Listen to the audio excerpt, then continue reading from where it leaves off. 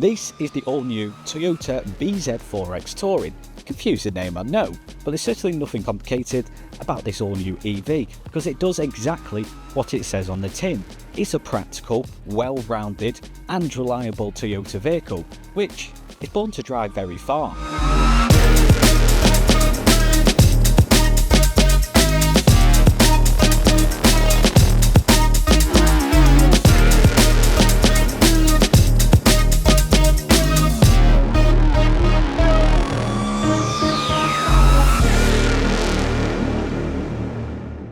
Now normally I like to start talking about design when it comes to a new vehicle, but personally I don't think it really matters when it comes to this EV because it's not one of them type of cars that you're going to show off.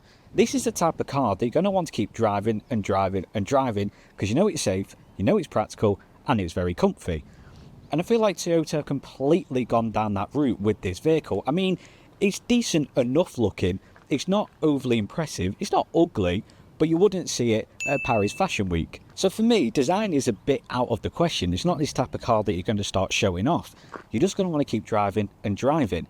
And that's kind of what Toyota are going for the fact that they've implemented a 10-year battery warranty or 1 million miles. Now surely you're thinking, well, that's a typo, that's a bit of a stretch. Who's doing 1 million miles in 10 years? Just goes to show what this type of car is aimed at. It's aimed at people who do loads and loads of driving and just know that the car's going to get them there.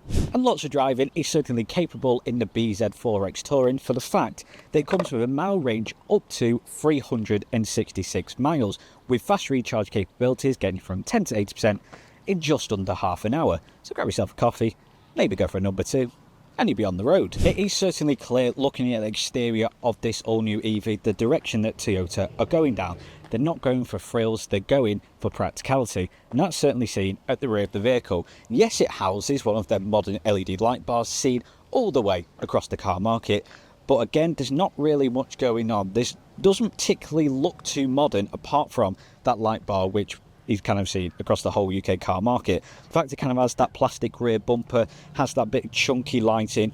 It kind of looks a bit outdated, but it doesn't matter because underneath your tailgate you'll get 669 litres of boot capacity. Almost blows its rivals out of the water, especially when you're looking at EVs. So yes, it might not be the flashiest or the prettiest EV out there, but you'll be the smug one when you're seeing your neighbours argue at 4 in the morning on the airport run because they can't cram the suitcases in the boot. Whereas this will just slide in, no problem at all. So yes, you could argue the exterior design isn't particularly inspiring and almost looks a bit outdated, but the interior kind of feels like a different story for the fact that it comes with all the modern day perks. 14-inch entertainment screen, digital dash, dual wireless phone charger, reversing camera, heated seats and heated steering wheel. It also offers plenty of functionality and practicality, which is ultimately what this EV is built for. You get cup holders, deep pocket underneath the centre console, as well as a storage bin in the centre which doesn't just open easily for the driver, but also for the passenger. And that's not just where the practicality ends with the bZ4x Touring. It's almost a bit of a tongue twister every time I say that. They could have shortened it, they could have just called it the BZ. I don't know what the 4X means, but hey ho, because steering wheel is kind of reminiscent of what we see on the all-new CHR Plus. And if you want to find out more about that, then you can watch our full review on the Ron Brooks Group YouTube channel. Link will be in the description. But back to this EV, watch this one first, then you can check out that. Because the steering wheel, like I said in that video, isn't exactly the prettiest. You don't look at it and go, ooh, that's rather nice, that's a bit attractive.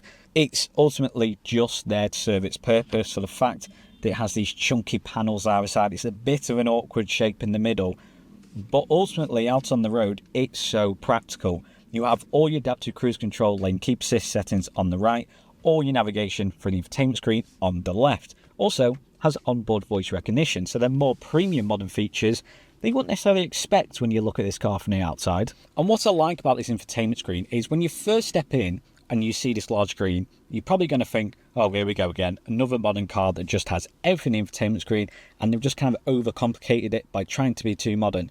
This doesn't. For the fact you have a column on the right hand side which has shortcuts to pretty much anything you'd need when you're out on the road.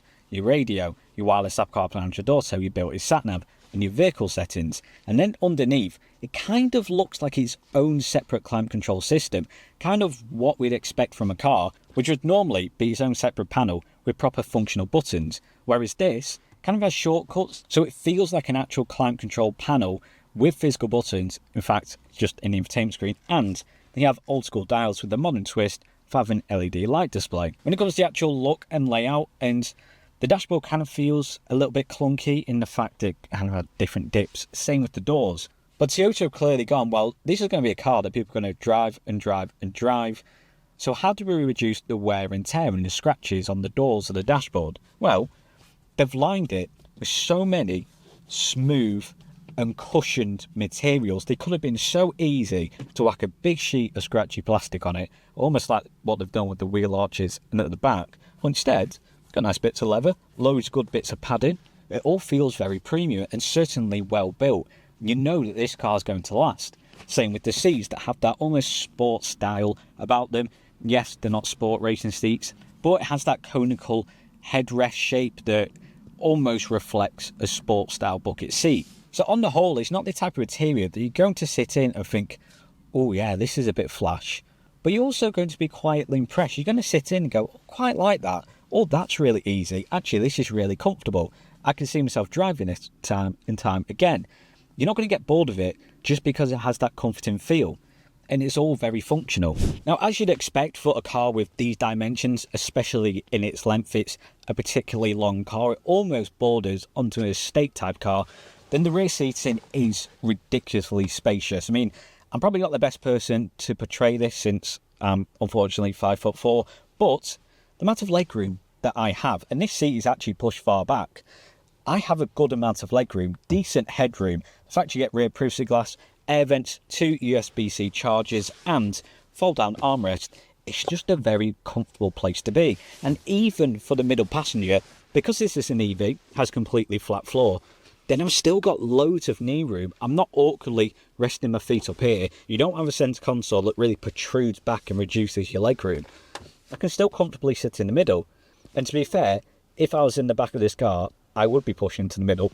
And I think I'd be happy to, which would be the first time in my life. Which kind of makes this seem like a great family car because it has that extensive mile range, because it has so much boot capacity. You could very easily do a family road trip, a family holiday in this vehicle. Because you're going to be comfortable, you know you're going to be safe, and you know the car's actually going to make it through. And what's great is the opening of the doors. Yes, it's not a 90-degree angle. If I was to say, I'd probably guess about 80 degrees. But the opening of that door, the width and the height, means getting car seats in and out will be no issue at all.